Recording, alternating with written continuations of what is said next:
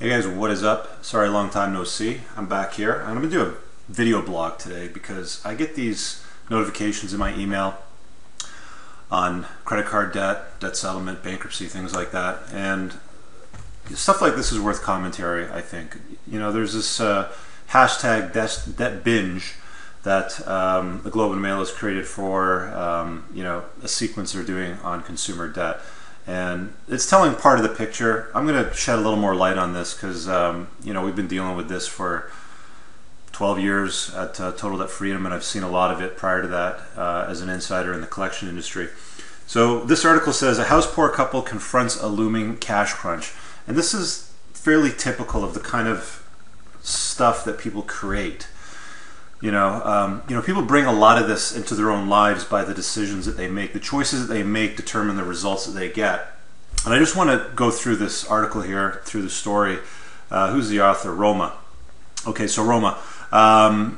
This couple, Vicky and Sandy, I'll call them. I can't pronounce the last name. They've got a house in Mississauga that they bought for $747,000 in 2011. It's two people, keep in mind. It's 3,500 square feet, 4-bedroom, and each bedroom has an ensuite. And that was important to them that each bedroom had an ensuite because they were planning for a family. Let me just touch on the house itself, okay? Let's take a look here at these pictures. You can see over here, the couple sitting in front of the house. 2-car garage, 3,500 square feet, 4-bedroom with an ensuite in every single bedroom. Now look at the yard here. Each one of these fence posts are about 8 feet apart. 1, 2, 3, 4, 5, 6, 7, 8, 9, 10, 11, 12, 13, 14, 15. I'm losing count. At least 15 times 8. I'm just trying to get my head around, why do you need a 4-bedroom house with 4 ensuite bathrooms that's 3,500 square feet if there's only 2 people and you've got 1 baby coming? And such a huge yard. Are you planning on playing World Cup soccer in the yard? I'm not entirely sure why people bite off way more than they can chew. Even in my heyday when I lived in a large house, we had plenty of money left over at the end of the month. I've downsized considerably since then. I live in a 2,200 square foot house on a 43 by 110 foot lot. I'm working from home today. So I know exactly what I'm looking at. And I'm looking at a couple that's bit off way more than they can chew. Like, look at the size of this yard. To landscape that, to make it look presentable, to even use this space is going to cost them $120,000. And then they're even saying, as you go down through the article, they can't even afford to furnish the house with, furniture, bedroom furniture. I don't know if they're sitting in a canoe or something like that in the living room, but by the way the article reads, it sounds like they don't have a lot going on in the house. They're just house poor. Now, the house is apparently valued at, what does it say here, $925,000, which probably means they're paying around $7,000 to $8,500 in property taxes annually. They can't afford the house right now as it stands.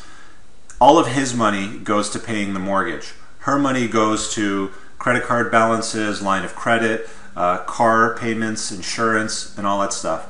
Keep in mind she's 5 months pregnant. She's going to be out of work for about a year. Now, based on her level of income, I think she's making less than $75,000. That's fine. Okay, she makes $55,000 a year. Around that mark, you have to weigh out whether or not you want to return to work or if it's cheaper to stay home and take care of the child. With 2 children, it's definitely cheaper to take care of the child yourself rather than go to work at $55K and then paying the child care expenses. But that could be a bit of a wash for them. Now, they're saying that they bought this house because they want to live the North American dream, or that's what the author writes anyway. 2-car garage, white picket fence, blah, blah, blah. I just try to get my head around why people bite off so much more home and monthly expenses than what they need. I wasn't born in Canada either. I came to Canada with my folks at a very young age, and I get that people want all of the, fancy schmancy stuff, and you want to, hey, look at me, and they try to keep up with the Joneses. I've said this before in blog posts. Nobody cares about the Joneses. The Joneses are probably broke. They live in a highly mortgaged house with lease-to-own cars, with a rent-to-own couch and TV that they're watching. They really aren't doing as well as they purport that they are. You scroll up here, and this could be something like a Facebook profile picture, and they're like, hey, look at us, we have a brand new house, and here's our bedroom that we just painted for our soon-to-be born child with no furniture in it because we can't afford it. I mean, why do you need to bite off that much lifestyle when it's not something that's affordable to you? If they were in a variable mortgage rate and the interest rates start going up, I guarantee they're screwed. That's like, and the other thing that's interesting is, as I scroll down here, it said something about them being stuck with a townhouse that they haven't sold yet. They were planning on moving into this house. Oh, sorry, they bought it in 2011, so they've had it for 4 years now, but they're still stuck with a townhouse that they haven't sold.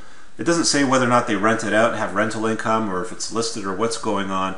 But my take on an article like this is typical of people that bite off way, way more than they can chew. I understand as I read the article that they're trying to raise a family and live the dream, and they want family to help contribute in the house. Well, by the way they're going at this rate, with her being out of work, raising a new baby, and losing her income, they're going to need to move the entire family into the house to contribute whatever income they can bring to the table to cover the cost of living in it. I don't know what else to say. Anyway, that's just my take on that article on Debt Binge. Debt Binge indeed.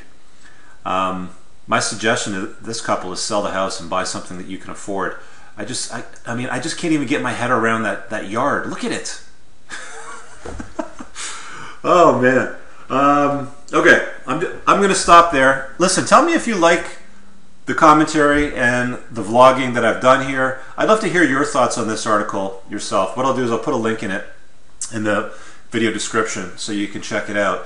But yeah, Debt Binge. There's apparently a few of these articles out right now. I'm going to do a quick search to see what else is out there. But thanks for checking out this video. Guys, don't live house poor.